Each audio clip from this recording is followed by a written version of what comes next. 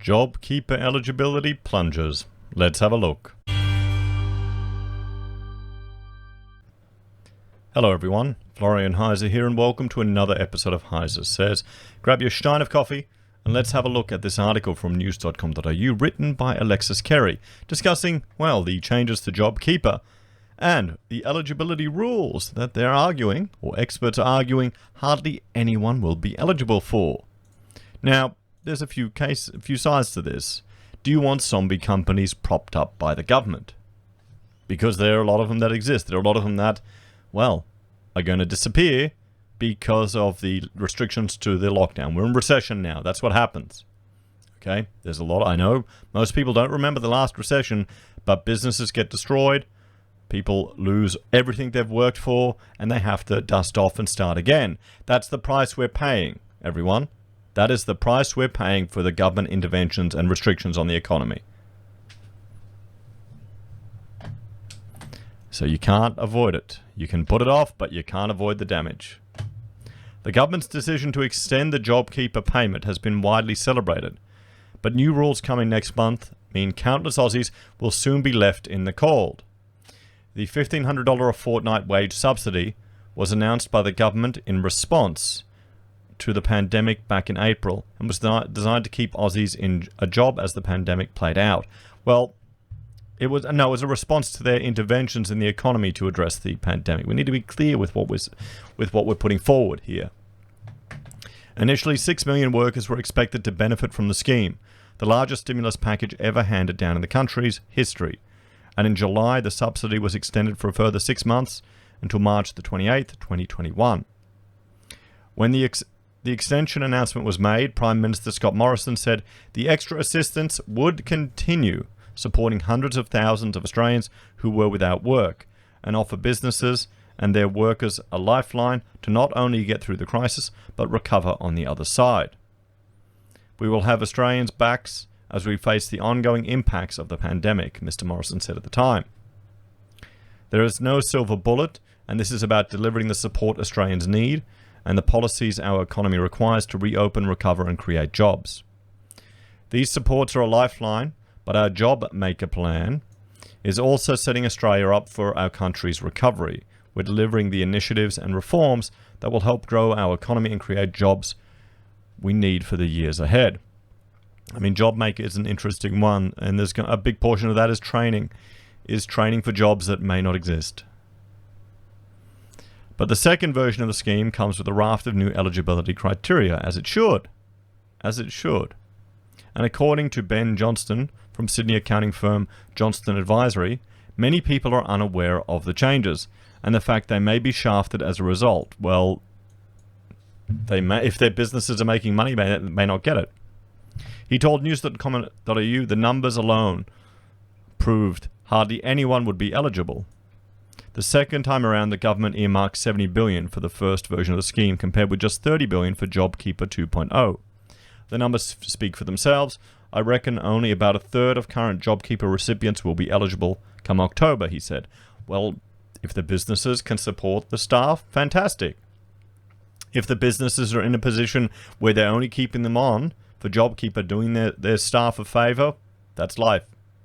That's life, guys. There are going to be some people that will have to dip in their savings. Some people that are going to have to go on to Job Seeker. There's some businesses that are getting Jobkeeper that don't need to. And I know of them. I know of them. So many more businesses will be left to fend for themselves. Yes, that's what we want. We want to have a market then. We want to have a market without so much government intervention. Or maybe we don't. Maybe there isn't the political will for that. It feels like it. Honestly, it really does. It feels like it with a lot of Australians. We're such a left-leaning socialist country. So many people just expect government intervention. They expect government to take care of them. They expect, well, things to be managed. What happened to our free and larrikin, character? It seems to have disappeared. There's been an artificial influx of money into the economy. And once that is taken away, it will be really telling to see if businesses can survive on their own 2 feet.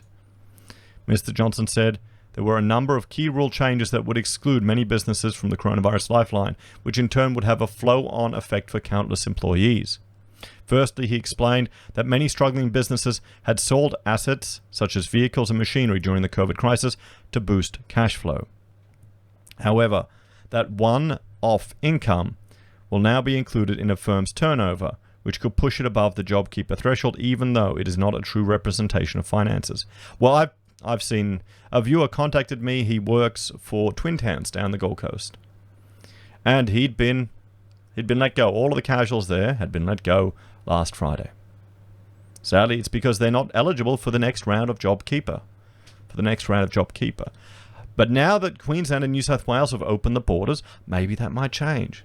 Maybe there'll be more people going down there and just crossing over the road, because that's all it is, crossing over the road from Queensland to Twin Towns so they can actually go to the club. They can go to the club there, and maybe there may be more opportunities. He's fortunate enough that he has work somewhere else, but other casuals there don't. So we'll have to see what happens there. Hopefully it'll all work out, and more, well, with the open borders, there'll be more economic activity. I'm sure there'll be people that just want to go out and engage and see stuff.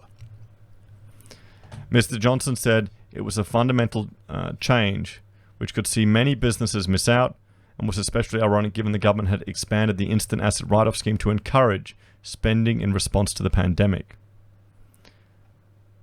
The scheme was extended to include assets worth up to $150,000 earlier this year, and as a result, Mr. Johnson said many business owners had sold off assets or traded in older ones to take advantage of the incentive, which could now turn around and bite them by pushing them out of the running for Jobkeeper. But wouldn't you be able to, if you spent money to it, you wrote off the asset and you sold it, how is it counted? Isn't it counted as your income, or is it going off your revenue? So it was a one-off stimulus measure to entice people to spend, but it is getting clawed back a bit now by Jobkeeper eligibility being affected, he said. Secondary business owners were previously able to choose whether to register and report income for Jobkeeper eligibility purposes under an accrual basis, reporting all sales and expenses in a period based on invoicing, regardless of whether they actually got paid or paid out during that period, or on a cash basis, which only looked at when cash actually came in or out. The flexibility allowed them to determine which method best reflected the impact COVID-19 had taken on their business. But under the new rules, the flexibility has been removed, and the reporting method, either cash or accrual, will soon have to match the business's registration preference for business activity statement reporting.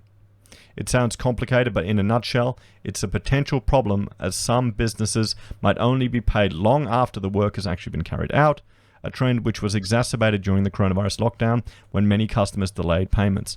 And also, you've got to remember, we now have the trading while insolvent provisions extended until December. So if someone doesn't pay your invoice, they can, and you can't go them, you can't push them for bankruptcy under those provisions anymore.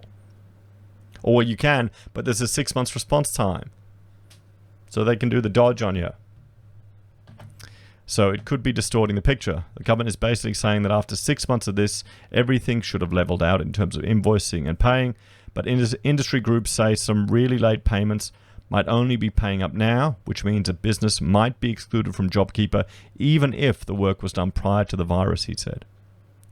Under the new system, sole traders and eligible businesses will also be subject to a tiering method, which could mean sole traders who work less than 20 hours a week on average in their business may not receive the full amount. He said there was a 100% chance jobs will be lost as a result of the changes, which he likened to a ticking time bomb. Yeah, of course that's going to happen. We're all aware that there were zombie companies. The number of insolvencies is, 60% lower than where it should be? You can't keep Jobkeeper going forever. This is future tax that has to be clawed back from people. Future generations are going to pay for this. Some businesses are going to have to let people go, guys. This is what happens in a recession. Maybe a lot of people just don't have a living memory of it. I think they're tightening the Jobkeeper eligibility too much too soon.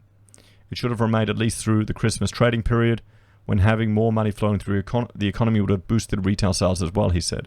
This is a wake-up call. It will catch a lot of people off guard. He said businesses could only estimate eligibility, but would now not know for sure if they qualify until October 1, after the current quarter had ended. You can forecast eligibility if a business reporting on a cash basis that is owed money from a big client is paid at the last minute. It could push eligibility over the line, he said. It is really uncertain, which means it's also uncertain how many employees a business can keep on post-October. It will undoubtedly lead to job losses. Well, there you go. I mean, what do you think, everyone? What do you think? Are you a fan of Jobkeeper? Or do you think the government needs to pull it back and rather look at opening up the economy? Do you think this will catch out some businesses? Let me know your thoughts and opinions in the comments below, guys. Please like, share, and subscribe to the channel. If you're a fan and want to support the content I create, there are a few ways you can. Simply joining the channel on YouTube or Patreon, using any of our affiliate links you can find down below, buying our merch from HeiseSays, using Gold Pass from the Perth Mint, or supporting us via PayPal. Take care, guys. Have a great day. I'll see you next time.